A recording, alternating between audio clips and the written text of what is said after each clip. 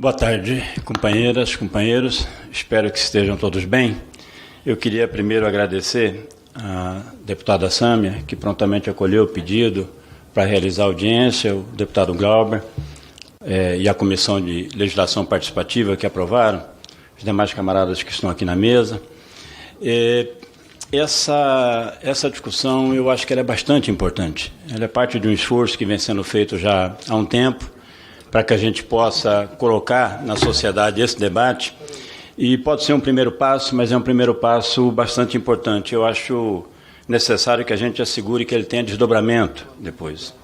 O meu ponto de partida nessa discussão é, até pela minha localização na luta da classe trabalhadora brasileira, durante já muito tempo, é como nós enfrentamos a violência policial contra os setores mais desprotegidos da população, especialmente os setores mais pobres, negros e negras, fundamentalmente, e também a violência da polícia contra as demandas legítimas e lutas legítimas da classe trabalhadora. Nós estamos tendo, nesse momento, expressões disso. Vocês devem estar sabendo, ainda ontem foi retomada a chamada Operação Escudo, em São Paulo. Nas duas primeiras fases dessa operação, já se assassinaram mais de 80 pessoas. Foi retomada novamente ontem. O governador de São Paulo, comandante da polícia, que é o secretário de Segurança, capitão Derrite, tem se esmerado na demonstração à sociedade brasileira de uma forma bárbara de tratar essa questão. Mas é só mais um exemplo, infelizmente, que se perde em muitos outros que nós temos visto no país. E também a forma como tem sido tratado. Nós estamos vivendo novamente uma outra onda de desocupações, de pessoas que não têm onde viver. Como lhe garante a Constituição, ocupa um terreno vazio e vai lá a polícia com bomba, cacetete e bota todo mundo para fora. Então, essa preocupação é o ponto de partida, para mim, desse debate. Agora, ao mesmo tempo que é necessário nós já afirmarmos que sim, há que denunciar, há que exigir punição dos policiais que praticam crimes contra a população, dos seus comandantes, do seu governador, porque o soldado ele é mandado, ele não faz aquilo por iniciativa própria, mas nós precisamos ir além disso, sob pena da gente ficar enxugando gelo. Eu acho que tem que buscar uma compreensão mais profunda desse processo, que se trata, na verdade, de um sistema. E se nós não compreendemos isso, para cada soldado que a gente consegue tirar das ruas, porque se comprovou um crime que ele cometeu, o sistema produz mais 2, mais 3. E nós não terminamos com isso nunca. E eu acho que é um sistema, por que eu acho que é fundamental a gente avançar nessa compreensão? Porque, na verdade, é um sistema que, fundamentalmente, ele está construído assim. Eu não sei, alguém estava me dizendo, acho que o Zarconi falou que, não sei de quem é a frase, que diz que o problema da segurança pública, como é que é? Não é um... Você é parafraseando Darcy Ribeiro, que disse que a crise da educação não era uma crise, era um projeto. A crise da segurança pública não é uma crise, é um projeto. É um projeto. Exatamente, porque é um sistema que a nós, a população, parece um absurdo. Só tem desastre, só tem erro. Mas não, ele foi construído, organizado para dar esse resultado que ele está dando. Porque ele, na verdade, ele foi construído para proteger os interesses das elites dominantes que governam o país, que controlam, que são os donos do dinheiro no país, que em última instância mandam na sociedade brasileira. Esse é o sentido da existência desse sistema de segurança pública que nós temos no país. É o grande empresariado, o sistema financeiro, é a serviço da defesa dos interesses desse setor, que aparece para a sociedade travestida de interesses do Estado, como se fosse uma coisa de todo mundo, mas não. É de um setor bastante minoritário da sociedade. Um sistema fundado na desigualdade, na injustiça e nessa violência. Porque toda desigualdade e injustiça só se mantém permanentemente no tempo através da coação, porque as pessoas tendem a reagir contra isso. Então, desde esse ponto de vista, essa violência que é exercida para defender esses interesses daqueles que controlam o sistema é exercida contra quem? Contra as pessoas que são excluídas, justamente da riqueza que é produzida por essa sociedade e os recursos que o país tem, para que esses recursos e essa riqueza possa ser concentrada em cima da pirâmide, na mão dos grandes empresários e do sistema financeiro. Então, é a população mais pobre, é a classe trabalhadora que tem seus direitos desrespeitados, é um sistema que, em última instância, tem como função a contenção social, a contenção da pobreza e a contenção das lutas da classe trabalhadora, que de uma forma ou de outra põe em questão, questionam essa desigualdade que é resultado desse sistema. E se a gente estudar a história do país, a história da constituição das polícias, nós vamos ver isso de maneira quase que desenhada. Vem desde os jagunços que eram contratados pelos donos de escravos para perseguir os escravos fugitivos, até hoje. A estrutura básica era apresentada antes na República Velha, no Brasil Império, no Brasil Colônia, como defesa do Estado, isso segue sendo até hoje. Ou seja, se trata de uma política de Estado. E a militarização da segurança pública, porque não é só da polícia militar, esse conceito, ele vai se estendendo, aquilo que o Zarconi já falou, o último grande massacre lá no Jacarezinho foi a Polícia Civil. Essa última lei orgânica da Polícia Militar que foi aprovada aqui estende para a Guarda Civil várias atribuições que antes eram só da polícia, além de estender, de ampliar as atribuições da Polícia Militar. E essa militarização é funcional para esse objetivo. A cadeia de comando rígida, essa disciplina de ferro que é imposta organizando as polícias, a imagem do que é o Exército, que não é só que a Constituição definiu a Polícia Militar como órgão auxiliar, como força auxiliar do Exército. Ela foi estruturada tomando como exemplo o Exército. Gente, Exército, ele se organiza para lutar contra o Exército, contra o inimigo, para matar ou morrer. Eles organizaram um Exército para lutar contra a população brasileira, porque a Polícia Militar ela não atua para defender o país de uma agressão estrangeira. Então, isso tem funcionalidade. Isso não é um acidente. Isso é organizado assim com esse objetivo. E veja, aí entra o problema que era um dos temas fundamentais dessa audiência, que é a brutalização dos policiais, ou seja, o desrespeito aos direitos humanos dos trabalhadores que atuam nessas instituições, sejam civis, sejam militares, ela é também instrumental. É necessário desumanizar o servidor público e o trabalhador que vai ser um policial militar, um policial civil, porque senão esse cidadão não consegue atuar depois frente a uma parcela mais pobre da população ou a uma luta da classe trabalhadora do jeito que os comandos precisam que eles atuem. Porque, vejam, o Zarconi falava da morte dos policiais e das pessoas que a polícia mata. A polícia militar do Brasil é de onde também, além de matar muita gente, morre muita gente. Quem é que morre? Né? São os pobres e pretos, que são os policiais de base, que convivem nessa situação, que vivem nas mesmas comunidades das pessoas que às vezes eles violentam. Então, essa desumanização, a brutalização do policial é necessária para que ele possa cumprir depois um papel que é quase que um papel de jagunço, infelizmente, não é? Então, e veja, é uma política de Estado. Quando eu digo isso, eu acho importante frisar, quer dizer que tanto a brutalização, a violência, o desrespeito aos direitos humanos que os policiais sofrem nas instituições, assim como a violência que é praticada contra a população ou contra trabalhadores que estão lutando por suas demandas legítimas, elas respondem ao mesmo interesse.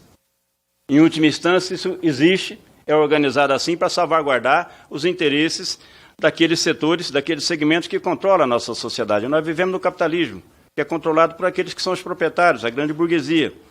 E é uma política de Estado porque o Estado responde a esse segmento da sociedade. Nós só vamos entender a barbaridade que tem sido feita pelo atual governo, pelo governo Lula, apesar da origem que tem, o Partido dos Trabalhadores, tudo isso, se nós entendemos isso. A última lei orgânica da Polícia Militar, que foi aprovada agora recentemente aqui com apoio do PT, é um escândalo. Consegue piorar a lei que vem do AI-5 lá da ditadura. Piora. Não retira nenhum dos instrumentos, nenhum dos institutos bárbaros que aquela lei já tinha, mas consegue piorar. Mas não é só isso. Essa pregação dele pelo silêncio em relação aos crimes da ditadura são expressão da mesma incompreensão. A ditadura, como disse aqui o Safatli, né? Ela está aí. Está aí na ação da Polícia Militar, está aí na tentativa de golpe que nós tivemos agora, dia 8 de janeiro, e esse problema segue. Eu faço aqui um parênteses, eu vou caminhando aqui para terminar, Samir. Veja, é uma política de Estado, atende aos interesses desse setor da elite que controla o país, e enquanto houver capitalismo, gente, vai ser assim. Não nos iludamos, façamos a mudança que nós quisermos das polícias, elas vão seguir defendendo os interesses das elites dominantes. Por isso, é muito importante, eu acho, que a gente compreenda que uma libertação definitiva, seja da classe trabalhadora, seja dos próprios policiais, dessa opressão que eles sofrem, só vai vir quando a gente conseguir superar esse sistema. E é preciso compreendermos isso para que os policiais entendam que devem buscar unidade com a classe trabalhadora, para enfrentar os problemas e as mazelas que afligem a sua vida, assim como os trabalhadores têm que apoiar as demandas justas, legítimas, pelas quais lutam os policiais. Apoiar a luta pelo direito dos policiais. Mas, fechando parênteses, qual é o tema que está colocado, que eu acho fundamental desse debate?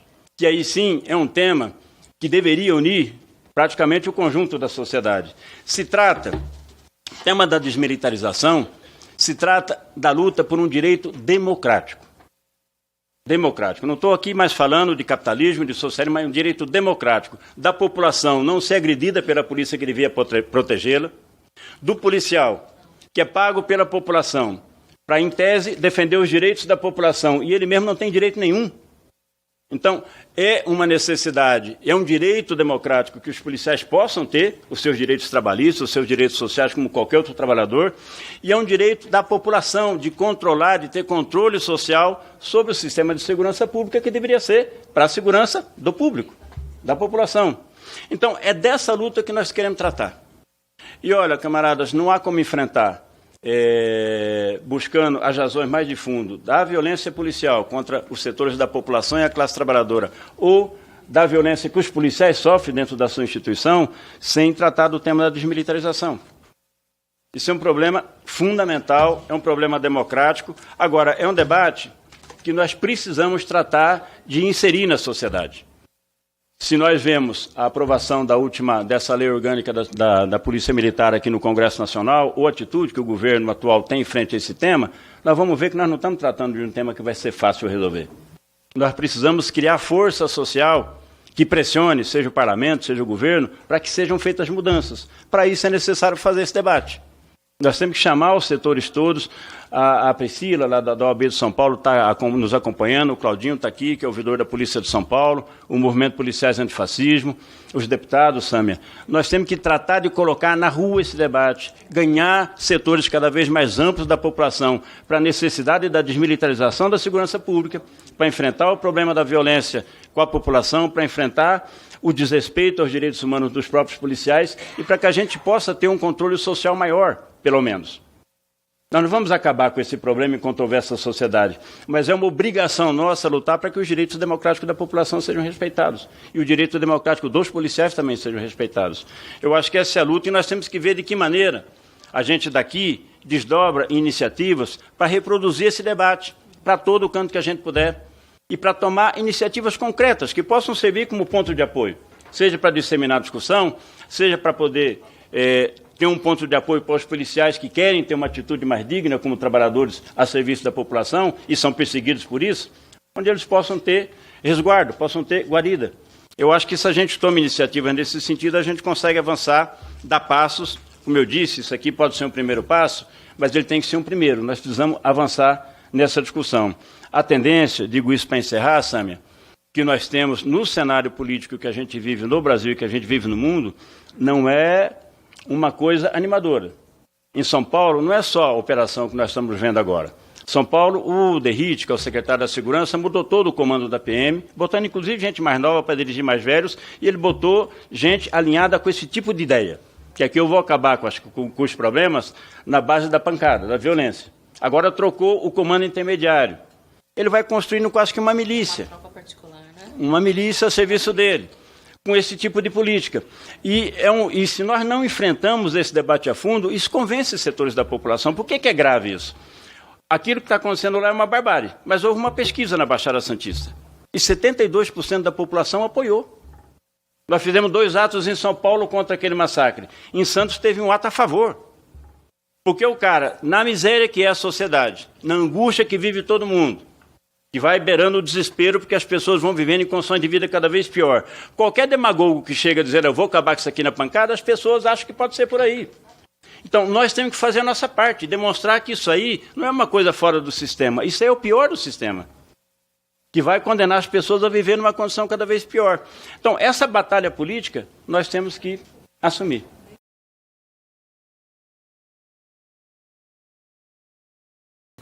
Então, Sam, eu queria mais uma vez agradecer o acolhimento seu, da comissão, para trazer para cá esse debate. Eu acho que ele é fundamental. Nós vivemos numa situação no nosso país que não é uma situação só daqui, é uma situação do mundo, de crise que se aprofunda cada vez mais do sistema em que a gente vive. Nós vivemos um paradoxo. Se você analisar a história da humanidade, nunca se construiu, se produziu tanta riqueza, tanto conhecimento, tanta ciência, e nunca uma parcela tão grande da população vai sendo condenada à exclusão de tudo. Ou seja, é jogada ao desespero. E qual é o problema? Essa situação é a base da explicação de uma utilização cada vez maior da violência para conter o descontentamento que é inevitável que ocorra com essas pessoas que trabalham, produzem essa riqueza, mas são excluídas do usufruto dessa riqueza. São condenadas a viver numa condição de vida cada vez pior no reino da opulência. O cara olha para o lado, vê fartura e olha para a situação da família dela e é uma tragédia. Só que essa é a condição da maioria da população, não é? E essa é a base que leva a que quem se aproveita, quem obtém lucros dessa situação do sistema, tenha que conter as pessoas que ele exclui na base da violência. Então, a tendência, nesse cenário que a gente vive, é de piorar essa situação. E é preciso disputar a consciência da população. Eu gostei muito dessa imagem que o Claudinho fez aqui. Se nós tomarmos a situação da PM hoje, é uma casa grande, uma senzala mesmo. Agora, veja a gravidade disso. Se a gente não convence a população de que há um caminho que não é esse da violência, como aponta o governo de São Paulo e outros governadores, e acho que foi o Claudinho que falou que ele tem toda a razão, não é só o governo da direita, não. A Bahia, ano passado, a Polícia Militar foi o estado que a polícia mais matou gente no país inteiro. Ganhou do Rio, ganhou de São Paulo, ganhou de todo mundo. E é o estado governado pelo PT. Então, se a gente não convence as pessoas disso, as pessoas acabam, pelo desespero, convencidas dessa saída que aponta o governador de São Paulo. O desespero não leva necessariamente as pessoas para uma rebelião positiva. Se nós olharmos a história, parte da base do fascismo italiano, do nazismo na Alemanha, era uma parte da classe trabalhadora desempregada, passando fome, desesperada, que olhou para um populista de direita e falou: esse cara está dizendo que vai resolver, eu vou atrás dele para resolver. Então, essa luta é uma luta, o drama que eu vejo, a raiva que dá, para usar a palavra, quando o governo cumpre um papel como o governo do PT está cumprindo, aprovar essa nova lei orgânica da PM e ter essa atitude em relação aos setores armados do Estado, é porque essa atitude ajuda a ultradireita não só a trabalhar para ganhar os policiais. O que a ultradireita faz? Ela não resolve o problema do policial do praça, não melhora o salário, a condição de vida. Ela resolve de que maneira? Licença para matar. Sai por aí, extravasa a tua raiva, arrebentando tudo que está na tua frente. Promete a impunidade.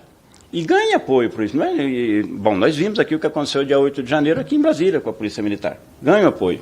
Quem deveria disputar a consciência dessa turma para uma outra visão, tanto dos policiais como da população, não faz. Faz o que está fazendo. E ao fazer o que está fazendo, empurra mais ainda esses setores armados para o braço da ultradireita e empurra a população também, para acabar apoiando uma situação como essa de São Paulo. Então, essa iniciativa que a gente está tentando impulsionar, ela tem essa responsabilidade. Nós temos que tratar de criar massa crítica na sociedade, apontando uma outra alternativa, que possa, para a população, ser uma referência distinta dessa que está se construindo aí, e para os policiais também. Eu insisto muito nisso, ou seja, os policiais, se querem se libertar da opressão que eles sofrem, precisam se aliar aos trabalhadores, não tem outro caminho. Assim como os trabalhadores, se querem se libertar da expoliação e da opressão que o capitalismo exerce sobre todos, precisa buscar apoio nos setores armados do Estado. Precisa apoiar, portanto, as lutas legítimas dos policiais. Nós não apoiamos, evidentemente, rebelião contra a democracia, como não se poderia apoiar o que aconteceu dia 8 de janeiro. Agora, a luta dos policiais para melhorar o salário, melhorar as condições de trabalho, para ter os seus direitos garantidos, é uma obrigação nossa apoiar. Então, eu acho que a gente deveria, nesse sentido, Sam, eu reforço isso, acho que foi muito importante, são várias ideias que surgiram, o que eu acho que a gente tem que seguir trabalhando todas elas. Nós temos que ver lá em São Paulo, Claudinho, o que a gente faz. o Sâmia também, que é de lá, não é? E assim em cada estado, mas se a gente consegue, sentando um exemplo em algum canto, a gente consegue depois tratar de fazer com que isso repercuta, reverbere e vá se reproduzir em outros lugares. Eu acho que é um esforço nosso. É uma luta fácil? Não, gente, é muito difícil. Mas se a gente não compra essa luta, nós entregamos essa coisa de uma forma que ali na frente vai custar para todo mundo. Quem tem alguma perspectiva de mudança nessa situação que o país vive, ou de transformação dessa realidade, não pode ignorar essa situação. Infelizmente, nós não temos hoje quem tem mais força nessa luta conosco. Não temos. Infelizmente, estão adaptados a isso que está aí. Mas nós não podemos também, não nos é dado o direito de escolher só as lutas fáceis. Nós temos que tratar de comprá-la. E eu acho que se a gente acreditar nisso, trabalhar, a gente consegue avançar. Esse é o sentido. Então, agradeço mais uma vez, Sâmia, aos demais camaradas que estão aqui, e vamos para a luta, gente. Tem muito trabalho.